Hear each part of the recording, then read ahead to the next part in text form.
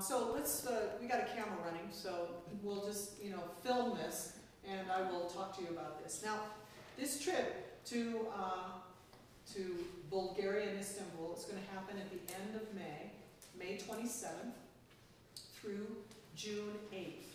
So it's about a 12-day trip, and it's going to include a lot of things. We're going to fly from Phoenix to some city in Europe, maybe Frankfurt or London, and then go on to Sofia.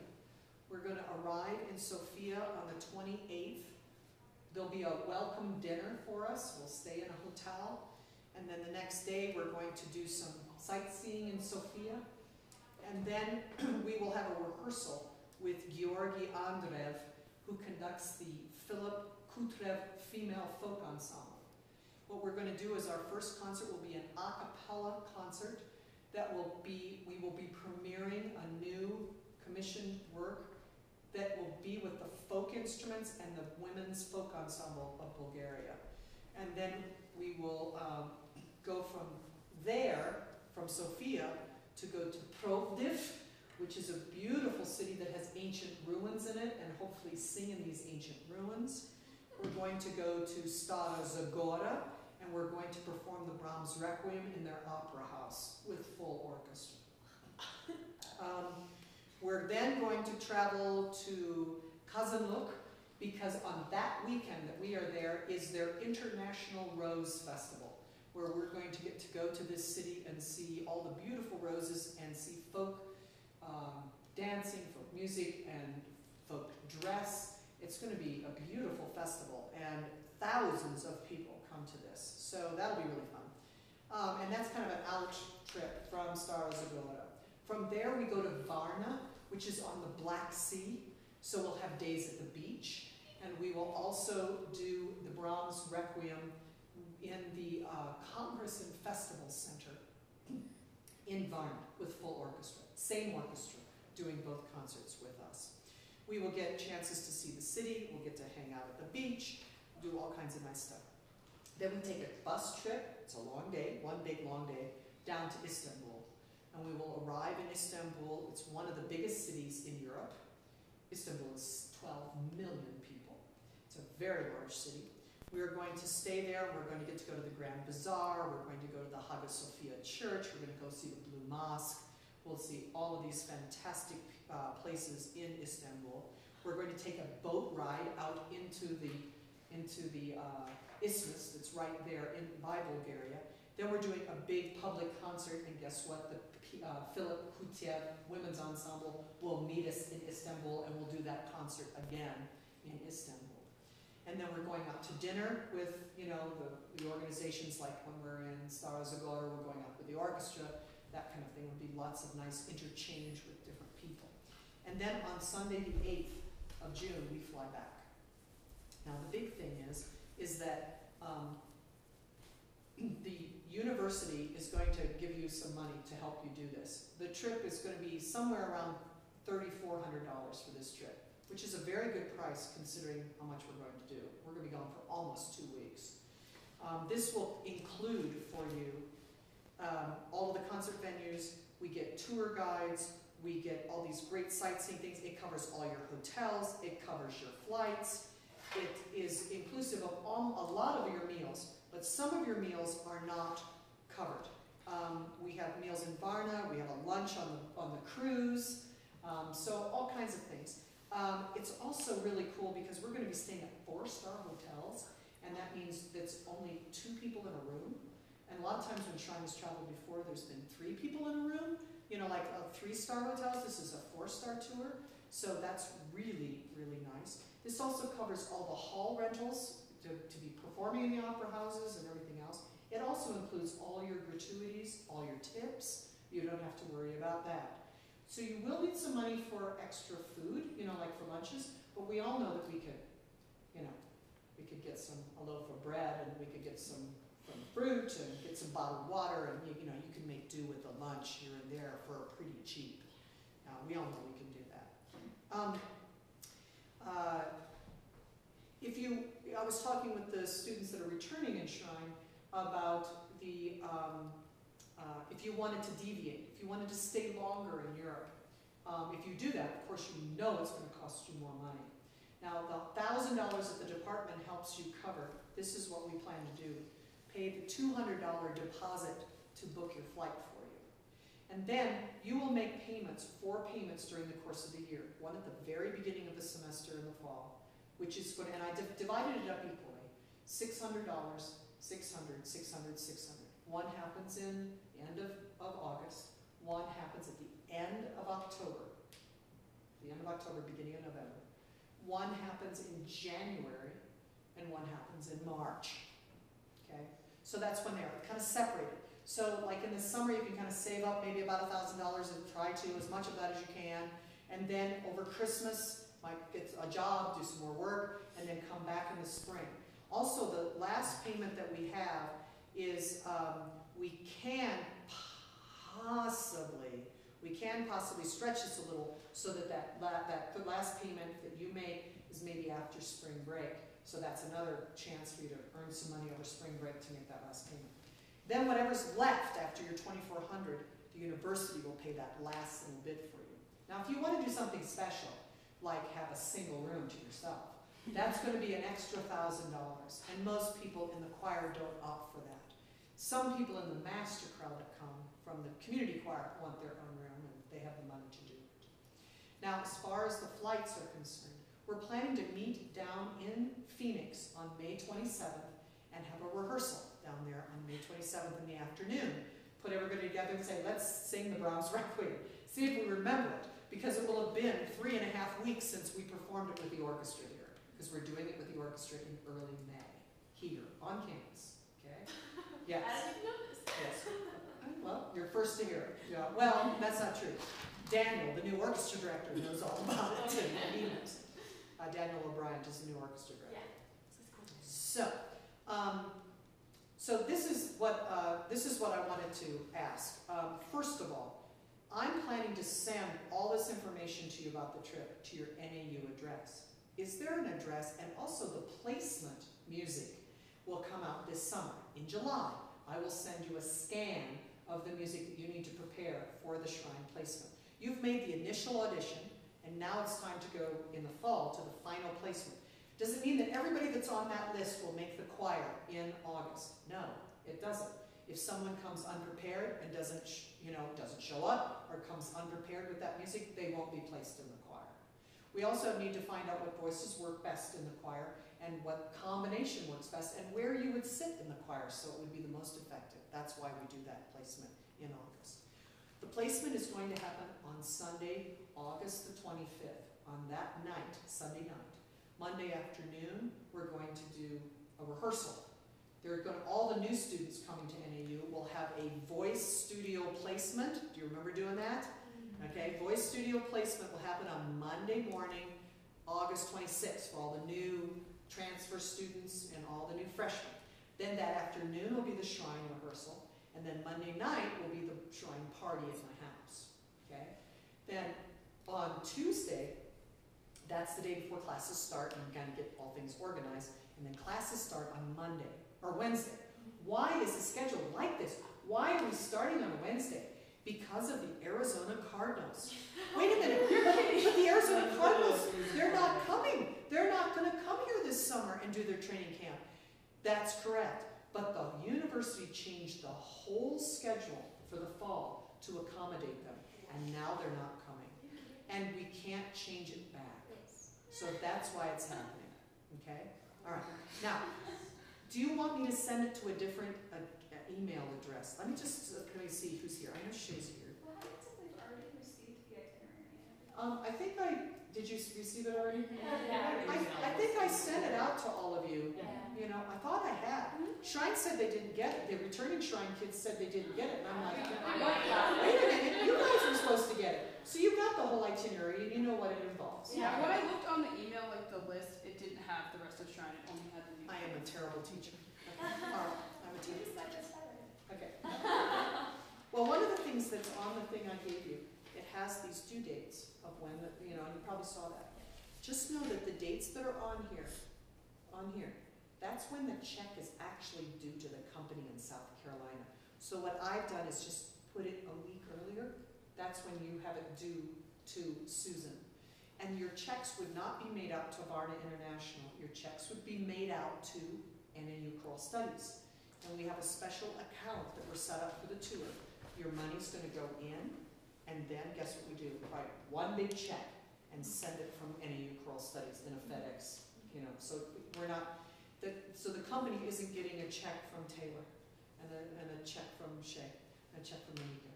You know, they don't want to get all that. You know. So, and this works really well. Now, if there's a scenario, for example, maybe your parents work for TWA or for United, and your parents have like frequent flyer miles, and you can go like wherever you want for $150. I've had students in the past that's their scenario. Their parents work for the airline, and they can go anywhere in the world for like a couple $100. Then you'll want to do that land-only price, but I would need to know if that's what you want to do. Most of the students, as you see in Shrine, are choosing to go with the company and do that. Now, I have a number of students that have just told me that they want to deviate in some way. They want to stay longer, okay? They want to go to Greece or Italy or do something like that. Do any of you want to do that? Or do you want to just fly with the group? Possibly. Maybe, okay. This is what I'd like you to do. I want you to think about this for the next 4 or 5 days. I want you to talk to your parents about this. This is important. Because then what I need to know from you is this. Let's say I'm going to take Monica as an example. She sends me an email and says, yes, Dr. Copley, I want to fly out of Phoenix on the 27th and fly with the group to Sofia. Then I want to fly out of Istanbul on June 8th. I want to fly on June 8th out of Istanbul, but I want to go back to Phoenix. I want to fly to Florence, or I want to fly to Vienna. I want to go, someplace in Europe. I want to fly there on June 8th. And I want to stay there for a week, okay, until June 15th. And then I want to fly out of Vienna and come back to Phoenix. I think the cheapest option for you will be to go through the company to do this. Because the land-only portion of this is like $2,400 or so. So they're only charging you $1,000 for your flight. Now, I went, and just the other day, because I'm thinking about flying over to Europe this summer to do some research, and just to fly to London and be there for a week, it was $1,700 for me to fly to London for a week this summer. It's very expensive. So this is locked in. We've signed a contract with them for this amount. So you really can't lose. Now, if you do deviate, so let's say, Monica, where is it that you'd like to go? You just raised your hand. I don't know, I haven't decided. Maybe France. Okay, maybe France. So let's say I want to fly Istanbul to Paris, and then be in France for a week, and then fly Paris back to Vienna, or to Vienna, I wish, back to Phoenix. Okay, then the company will say, oh, okay, we can book this for you, but it's going to cost an extra $250 for us to do this deviation, for us to do it. Do you see what I mean? So it'd just be a little extra. Okay. So if your parents work for the airline, perfect. Or if you have like 350,000 frequent flyer miles, perfect. But if you don't have that scenario, you may want to do something like this with the company. Okay? So I'm going to have you all think about that, and that's why you can kind of talk and investigate some things you might like to do. Check out how much it's going to cost. There's several people in MasterCrowd that are going to do some extension trips. Oh, I don't want to fly to Istanbul. I'm going to go to Greece, and I'm going to do that for, one couple is going to stay for 3 weeks in Greece and then fly home. And I said, okay, fine, whatever you want to do. But you need to think about what it is you want to do, okay? And then what I'll do is I'll send an email kind of like, okay, if you want to do anything special, I need to hear from you in the next couple days. Now, you all got the email. Is that a good email that I sent it to? Because what I did is I used the email that you did on your audition form for me. So I'm hoping that I did a good one. So it all's going the right place. Okay, so I'm looking at this, and let me see, Alyssa and Monica, and Alyssa's not here. Amanda is here, and Monica, and then you also said Aaliyah. Zach isn't here. Sergio's not here. Right, Sergio's not here. Sedona's here. Heather's here. Camille. That's me. Yes. Yeah, no. But I just wanted to make sure I got you underlined. I want to make sure I know who's here and who's not. Oh, Yes, good. Taylor's here. Zach Martin's not here.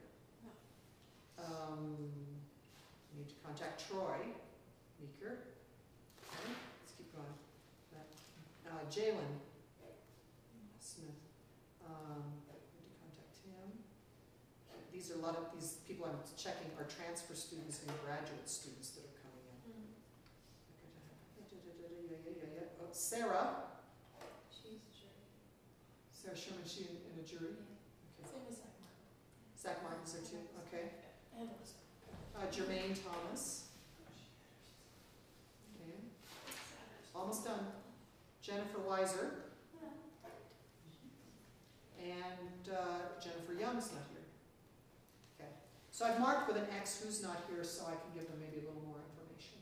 Okay. All right, cool. And Nicholas Conley. And there was one other. Jess. Where's Jess? Jess. I need to make sure he's added. Okay. All right, now questions. Yes. In the realm of placements, what does this mean for us? Because if we don't get placed, does it just kind of just go away, or? What I usually do is, since I don't really know how many people are coming, I take everybody that's on the placement list, and then I usually add like a spot or two, because I don't know, sometimes we have like international students that show up and that are just like, oh my God, you're just like a superstar low base that's from Sweden.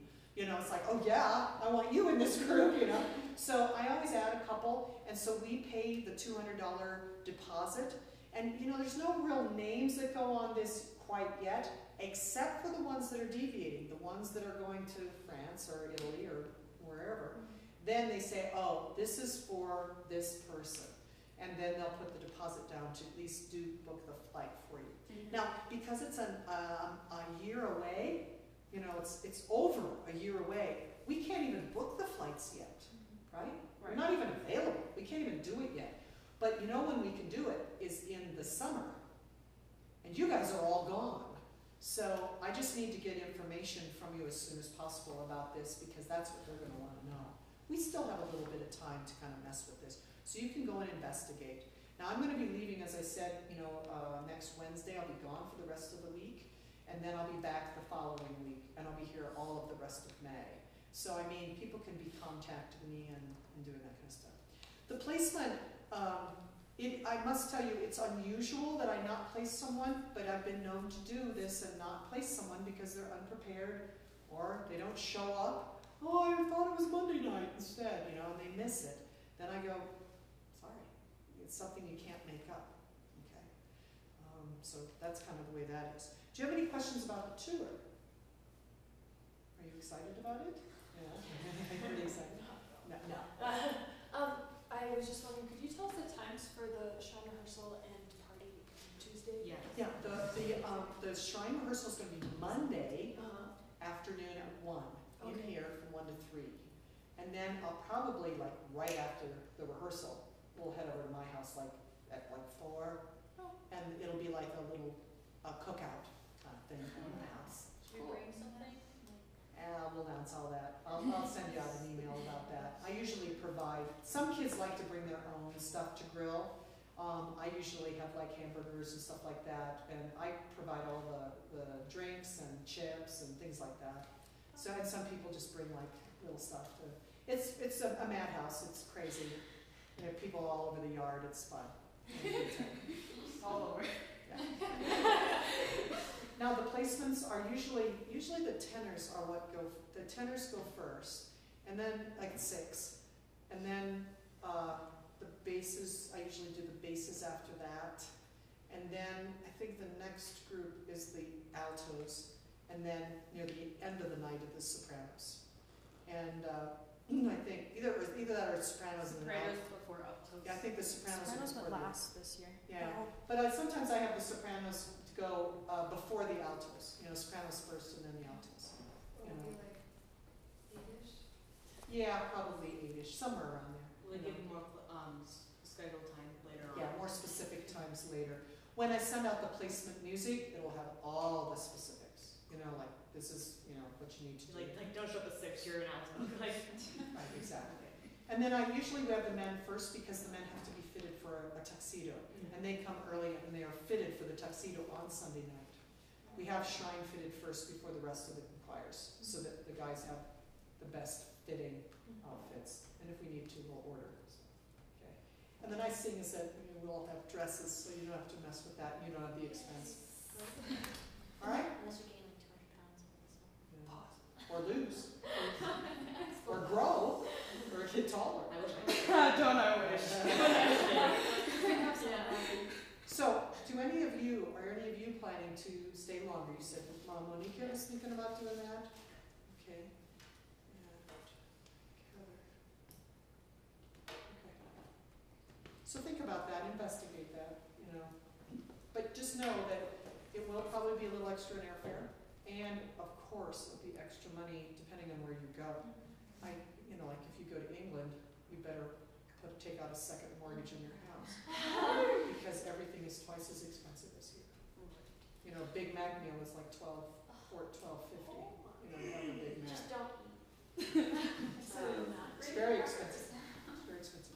Yes. So with the deviation, if we do, and we go through the company, is that like set in stone that we would go through the company price-wise?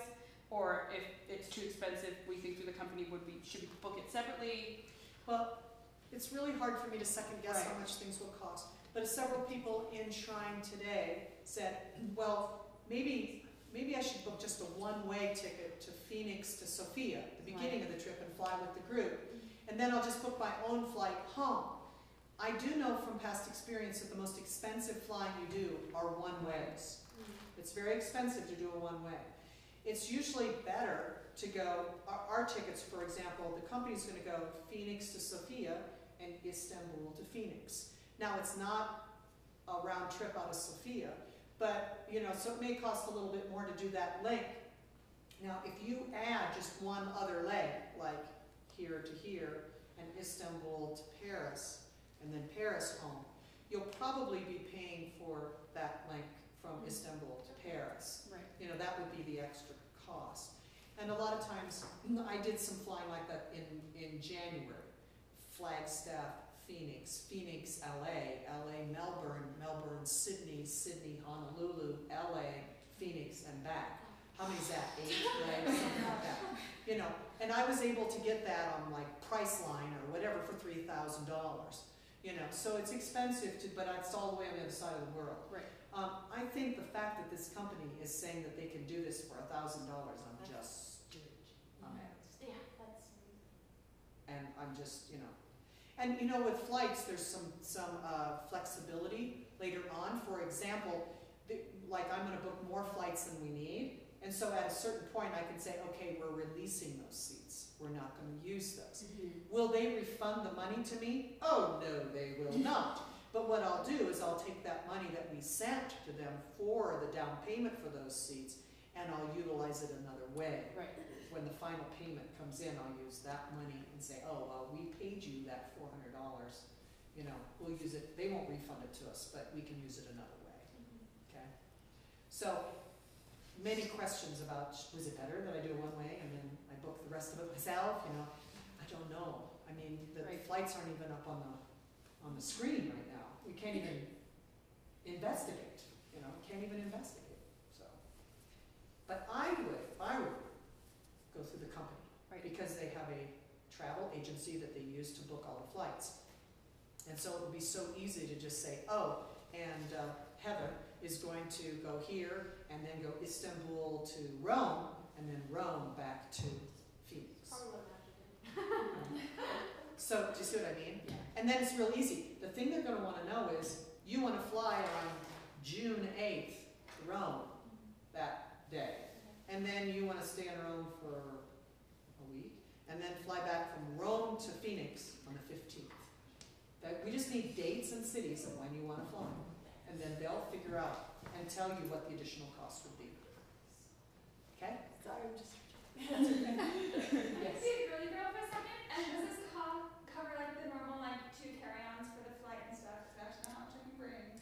believe it or not, because we're gonna be on a bus, you know, most of our traveling is gonna be by bus. I'm gonna tell people that they should probably bring up some kind of carry-on, definitely. Always, always bring a carry-on. And here's something very important that I haven't said yet. If you don't have a passport, guess what you're gonna do this summer? That's right. And you know what? A passport is good for 10 years. So if you don't have a passport at this point in your life, go get one anyway. Because the chances are within the next 10 years that you may go to Canada or Mexico or Europe is probably a pretty good, you know, it's going to probably happen to most of you, okay, at some point. Okay? So you're going to need birth certificates. The passport costs, I don't know, around $125. Yeah. I just got a new one. Did It you was get one? $125?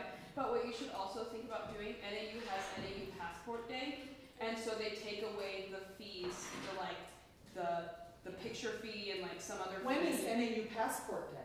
It should happen, the next one should happen within, like, when we come back to school within that 2 months. Yeah. And it only takes 4 to 6 weeks to get your passport. So I got mine in like 3 actually, from when I just got it. So if you want to do it right when you get back to school, if Passport Day happens right around then, because they're trying to get all these people in international Passport stuff. Day, never heard of it. Yeah. Would you please go, would you contact the International Studies Office and say, hey, when's your passport day in the fall? Because if it's November, it's too late. Right. Do you know what I mean? Mhm. If it's right at the beginning of the school year, I think we're okay, Yeah. you know? But, because we don't need to, I have to think about this. This is a question for the company. I think particularly if you're deviating from the regular tour, they may need that passport number in order to do the deviation and say, Right. you know. The other thing is that I don't know if your NAU name is your, you know, name, like birth certificate name. That's what I'll need, because that's what'll be on your passport, your birth certificate name, whatever that is. Because some people, you know, their name is Joan Emily Smith, and they don't go by Joan. They go by Emily, their middle name. Mm-hmm. You know, we need Joan as a first name, whatever your birth certificate says. Right. And it has to be the birth certificate with the seal. Like you have to Yes. send your original. So Yeah. if you don't have an original birth certificate, you need to contact your hospital wherever you were born and get it. Yeah, they're It's- real picky. I saw so many people get turned away from the passport office like, oh, I brought a copy. No, we don't accept copies. No, you can't have a copy to do that initial one. Here's also a good thing to know, is that once you get a passport, to actually get it renewed later on, like it's about ready to expire, like you've had it for 9 years and you want to do it, you just send the original passport back with new photos, and it costs less to renew it. You know, you don't have to go through the whole process again. But this first time you do it, it's a pain. Yes. So I got a passport when I was around, I think it was 16 years old. Is And and I won't, expired. It's gonna expire. yeah, it was fun. Wait, how old are you? 19. When you're 16, your passport is only Only good 5 for years. 5 years. I was thinking, it wouldn't be the same price for renewing if I went from, you know, getting it older. No, Or you don't get to renew when you're 16. You have. I just did this. Yeah. You have to get the new passport, but you can fill out all the information online and then print it and then just like bring it. They take your checks and you have to have a cashier's check or a money order or something Money like order. that. You can't just, you know, Personal checks they won't take. and they won't take cash. You go like to Albertsons and you say, here's $125, and they would give you a cashier's check. Right. Oh, that's weird. So I mean, it's a process, but they kind of streamlined it, I think. Well, you know, you may save a little bit of money. How much did you save by doing Passport Day? It's like 35, I think. Okay, you saved some money doing it that way. Yeah. It was only 35 or altogether? No, I you thought you saved. meant I was like, There's a state fee and then there's like the office fee or something. They all charge the same fee and they completely get rid of the fee and then you just pay for what it takes to buy your passport. So all you bring is like your cashier's check, $125, done for Passport Day. So And do they take your picture? they do take a picture at here. Nice.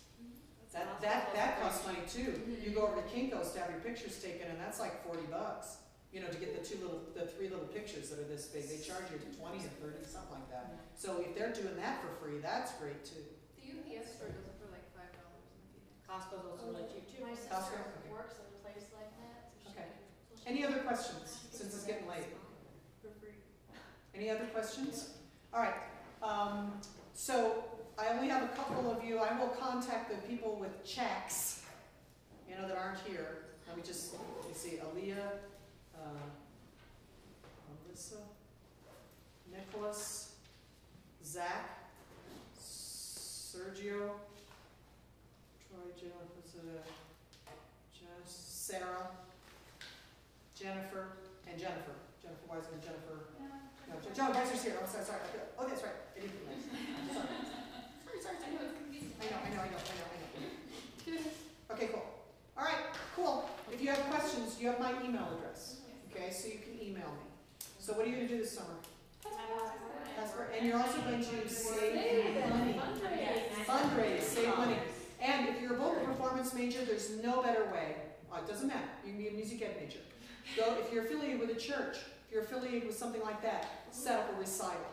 Set up a recital and do a fundraiser at your church for your trip. Do it at Christmas time or do it, whenever, like in January, and do something like that. That's the best way to raise money because you're doing it singing. I had one student that was from Prescott when we went to, I can't remember which trip it was. I think it was Australia. And he did a recital. He made $800 at his recital.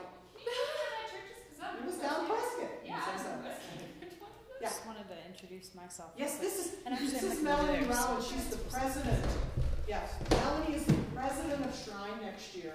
So she was president-elect this year. So Melanie is going to be helping with putting all this together. We're doing fundraisers. If you have ideas of things we could do next year. And if you have any questions about placement, not necessarily you can ask me logistical questions too, but if you're nervous about what to expect, you can ask me.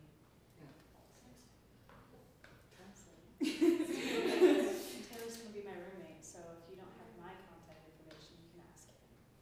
Cool. All right. Thanks so much. Thanks for coming.